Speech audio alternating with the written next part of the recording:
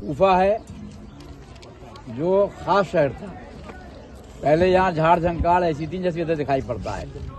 حضرت عمر جب خلیفہ بنے اور انہوں نے جب ایران فتح کیا، اس کے بعد حضرت علی کے مشورے سے یہاں پر چھاؤنی بنا گئی، کینٹونمنٹ، ملٹری یہاں رکھنے کے لیے، تاکہ یہاں سے کمانڈ وہاں تک پہنچ سکے. صاف کر کے اور ٹینٹ وینٹ جو آتکیاں لگا کے بنایا گیا اور یہاں فوج رہتی تھی.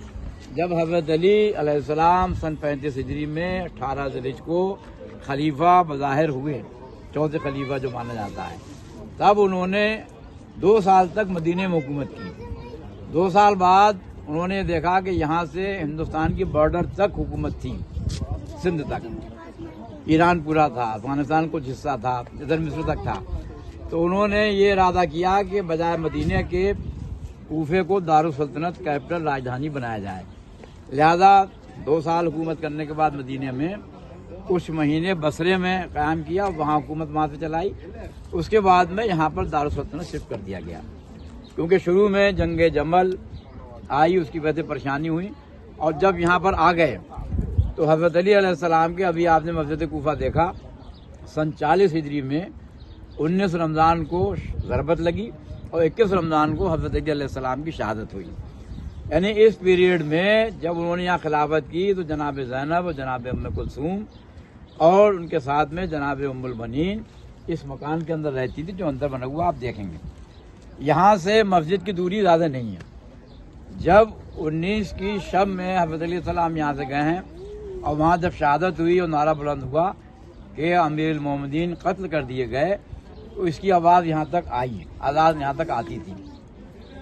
اور اس کے بعد شہادت ہو گئی، پھر واقعات بدلے. اسی کوفے کے اندر وہ حالات بنے، کوفے کو چھوڑنا پڑا.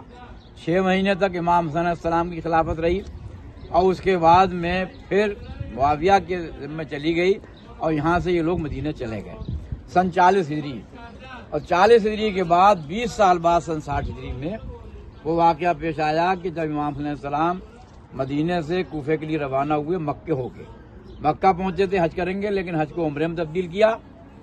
اور سب سے پہلے آپ نے اپنے چچا زاد بھائی جناب مسلم بن عقیل کو سفیر بنا کے، ایمبیسیڈر بنا کے، راجدوت بنا کے یہاں بھیجا کہ حالات دیکھیں.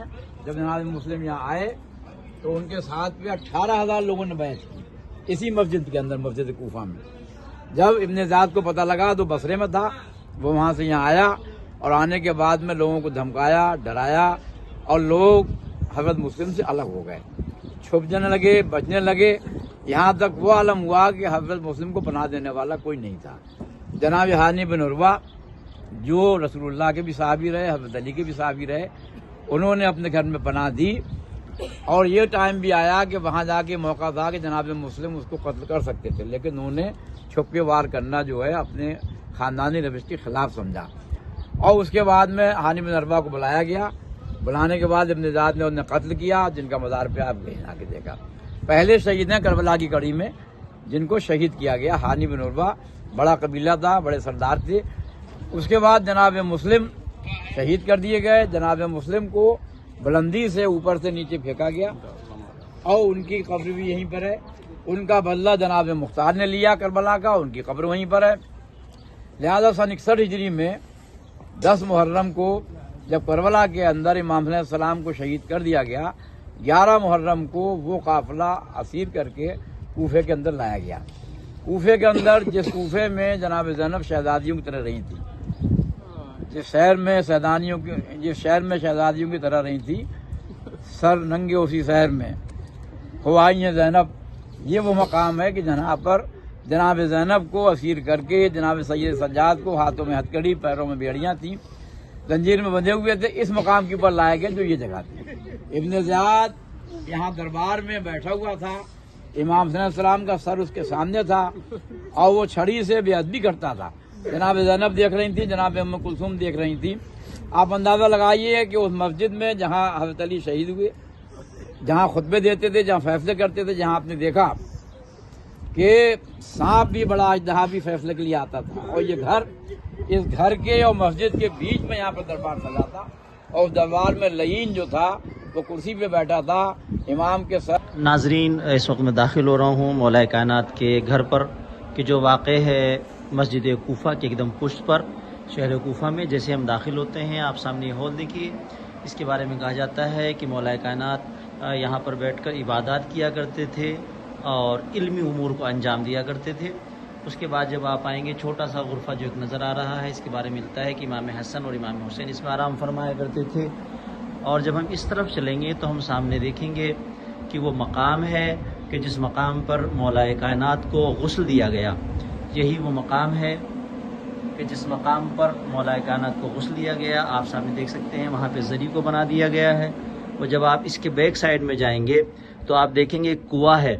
مولا کائنات نے یہاں پہ 2 کنویں بنوائے تھے، ایک باہر تھا تاکہ اس سے مومن مستفیض ہو سکیں، اور یہ دوسرا کنواں اپنے گھر میں بنوایا تھا تاکہ گھر والوں کو پریشانی نہ ہو اور پردے کا اہتمام باقی رہے۔ تو یہ وہ جگہ تھی کہ جہاں پہ ایک گھر کے لیے کنواں تعمیر کرایا گیا تھا۔ اور یہ جو دوسرا حصہ ہے یہ خواتین سے مخصوص ہے، جناب زینب، جناب ام کلثوم اور شہزادی کے ادھر غرفے موجود ہیں کہ جہاں پر آپ آرام فرمایا کرتی تھی۔ اور یہ جو عمارت ہے، جو گھر ہے مولا کائنات کا، بتاتے ہیں کہ ظاہر سی بات وقت کے ساتھ مرمت ہوتی رہی ہے، عمارت جدید بنائی گئی، لیکن نقشہ وہی ہے کہ جو مولا کائنات کے دور میں تھا اور جو مولا کائنات نے بنایا ہوا تھا۔ السلام علیکم۔